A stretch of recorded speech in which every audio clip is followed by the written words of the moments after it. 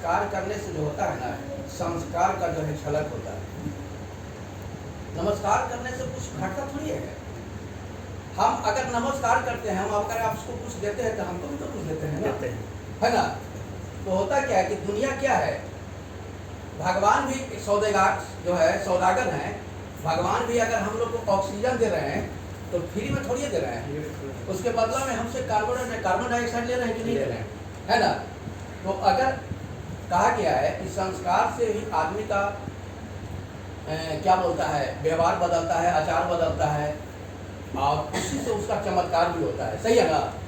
तो कंजूसी नहीं होना चाहिए। फिर से हम बोलेंगे सभी को एक बार नमस्कार। नमस्कार सर। ये बहुत हुआ ना। आज बहुत खुशी की बात है कि हम लोग जो है एकत्रित हैं, जहानाबाद के कृष्णा गार्डन होटल के प्रांगण में हैं, और कुछ ऐसी जानकारी लेने के लिए हैं जिसके माध्यम से हम अपने जीवन को निरोग एवं अपने आप को या अपने परिवार को, अपने समाज को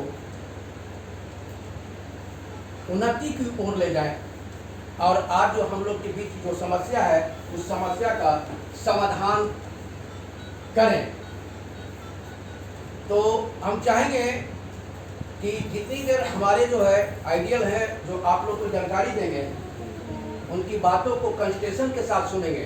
क्योंकि होता क्या है कि जब कोई भी अच्छी बात होती है तो लोग को थोड़ा सा दिमाग उधर उधर भटकता है, और अगर निगेटिव बात होती है तो उस पर ध्यान लोगों को ज़्यादा रहता है। सही बात इतनी है।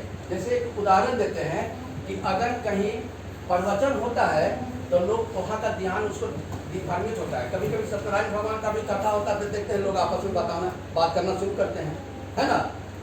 लेकिन अगर लड़ाई होते देखिए, रोड पर भी अगर लड़ाई होता है तो आदमी खाना छोड़ करके वहाँ चल जाता है।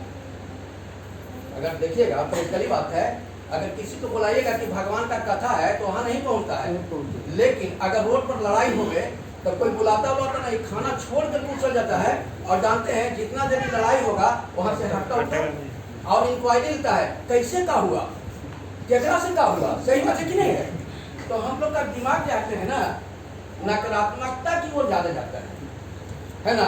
अगर सकारात्मक की ओर जाए, क्योंकि हम लोग के जो है दो दिमाग है ना, एक जो है कॉन्शियस, एक सब कॉन्शियस। तो कॉन्शियस दिमाग है जो हर चीज को ज्यादा सुनता है, और सब कॉन्शियस तो सुनता नहीं है। लेकिन सुनता जो है सब कॉन्शियस, तो जानते हैं फिगर बनता है, क्या बनता है, फिगर बनता है। और जब फिगर बनकर जो सुनता है ना, तो जानते हैं वो ऐसा पकड़ लेता है कि कभी उसको छोड़ता होता नहीं है ना।